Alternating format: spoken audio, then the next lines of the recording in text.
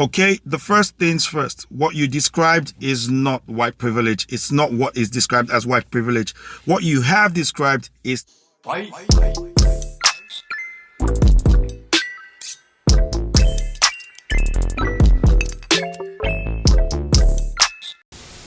What's up, everybody? Welcome to another video. Welcome to Science Domain. I'm so glad to see you guys checking me out again. Now, on today's video, I'm going to be doing kind of a response to a comment that I saw on my last video talking about white privilege. Now, if you didn't see that video, it was more or less talking about all these experts and how Oprah is telling people that they still have their whiteness, something that I totally disagree with. You can see more of that if you check out the video in the link section below. But on today's video, I'm going to be jumping straight into the comment that was left to me talking about white privilege. I'm also going to be talking about white privilege from the lenses of Peggy McIntosh herself, the person that coined the idea of white privilege. All right, without further ado, I'm going to jump into this comment right now and leave my thoughts as I go along. Please feel free to share your thoughts in that comment section below. Here we go. I believe white privilege exists because I am a Nigerian who has seen it firsthand in the US. There are positions I was more than qualified for that was given to someone else because the person is white. They offer my co-workers promotions, and when they reject it, they then offer it to me at a less pay. I found out that my white co-workers that are in the same position as me with less qualifications earn more than me. So white privilege does exist. Okay, the first things first, what you described is not white privilege. It's not what is described as white privilege.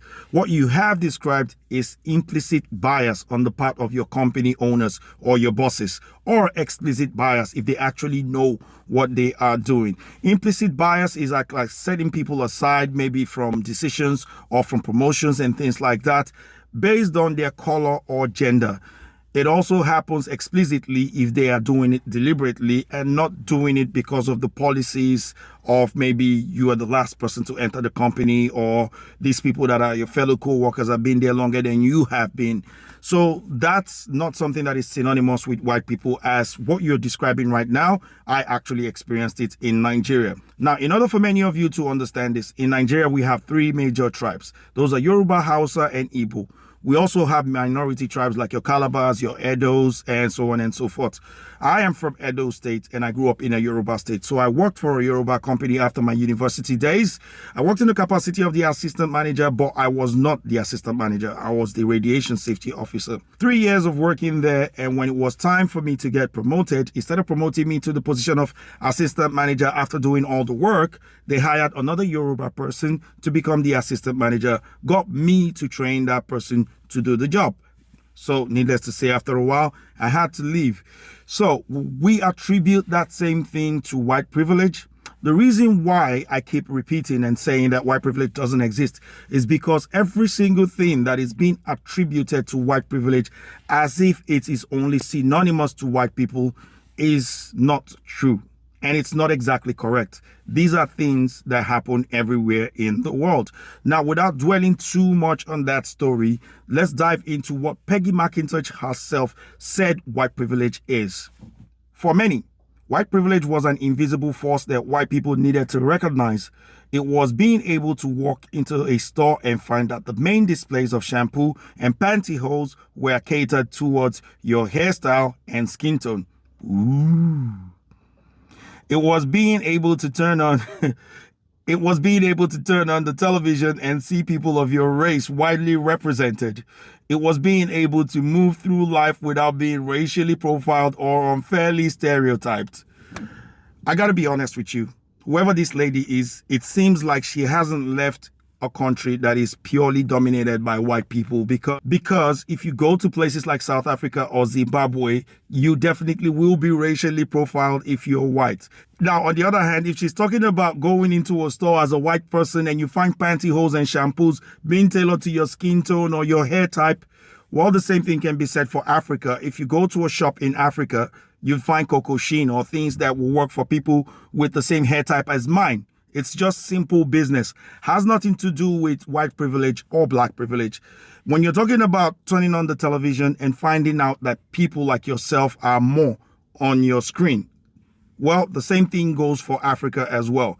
If you're looking at all these other areas, every single thing that is being said, it's not synonymous to white people. When I was watching Mexican telenovelas as a kid, I only saw Mexicans in Mexican telenovelas. Hence why it's called Mexican telenovelas. There weren't any black people there. Now, are there black Mexicans? Of course there are. But there weren't any black Mexicans on the screen. Now, if you're watching a Nigerian home video or an African movie, you're definitely going to see 95 to 100% Africans. You would hardly see any white person in an African home video. Try it out. Go to Netflix. Check out Nollywood movies, and you find out that you would only see Nigerian actors in Nigerian movies. Even some of our movies are being played in places like London or South Africa that has a fair few white people, places like Angola and so on and so forth. But still, you find it's predominantly black. So why would you attribute that to white privilege? Hence why I say white privilege doesn't exist. But what she is describing, or what she has just described, is what I would call majority privilege. This is the privilege given to people that are the majority race in certain places or countries, however you want to put it. If you're watching a manga cartoon or a manga movie, you'll definitely find more Japanese, more Asians on that movie than any other race in the world. So why should we attribute such things as a privilege to white people when every other place in the world, same privilege would be attributed to those people themselves? She's further gone on to MSNBC to say that fair-skinned people, it's not only white people anymore, fair-skinned people have an advantage over all other people all across the world. It's mostly a matter of lack of awareness of the big system within which lighter people worldwide have been advantaged. And that people need to know about it. See, my big problem with this white privilege thing is that they talk about it, they keep saying it, but they're not really saying exactly what it is, because every single other person always sounds different. I proved that in the other video. I don't want to talk about it again because I've already split it into 3 different ways, 3 different definitions or 3 different descriptions of white privilege. And every single one of them is not something synonymous to white people. The main concept of trying to attribute all white people into a certain form of maybe a guilt mentality is actually racist, because you are placing a judgment on an entire race.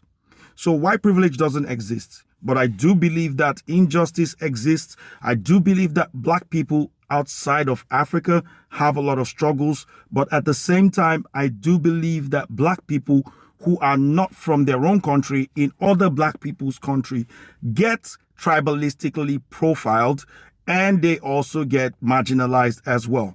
In Ghana a few weeks ago, Nigerian traders were asked to pay the sum of $1 million to be able to trade in the same market as Ghanaians. They said they didn't meet up to certain standards, but they were trading the same as the Ghanaians, at the same standards that has been laid out for the Ghanaians. What would we call that? Ghanaian privilege? Because the Ghanaians are not being asked to pay the same amount of money that the Nigerians have been asked to pay for. So sometimes when we are looking at certain concepts, we need to be very objective, because some of these concepts are just meant to create that victimhood mentality in us so that we do not elevate ourselves up to the standards or the levels of white people, because it simply just tells me that the system has been rigged against me and that there's nothing that I will do that will make me get up to the level of somebody else that doesn't look like me. If this was true for all cases, then we would never have had anybody like Barack Obama. We would never have had people like Jay-Z or Beyonce or people like Morgan Freeman of the world today. A while ago, I did watch Oprah having an interview. About 5 years ago interview, Oprah was having this interview, and she clearly stated that she wouldn't be having this same interview sitting in a room with a white woman having a discussion on TV being shown to millions of people worldwide if this was the 70s. So when you're talking about white privilege, it's an old concept. I don't think it exists anymore, even if it did before. And I think that for us to move forward, we need to stop categorizing white people into one basket or anybody at all, because that is the sure definition of racism. Generally, these are my thoughts with regards to this whole thing. I have a lot more to say about it, but I don't want to stretch this video to become too long. I want to appreciate you guys for checking it out. If you did enjoy the video, please do the needful and hit that like button, hit that subscribe button, ding that bell for notification, and share the video if you think that somebody needs to hear this message. Hope you guys have enjoyed today's video. I'm going to be catching you guys on the next one, but until I do, please remember to always look after each other and look out for each other. Peace, and Sayas out.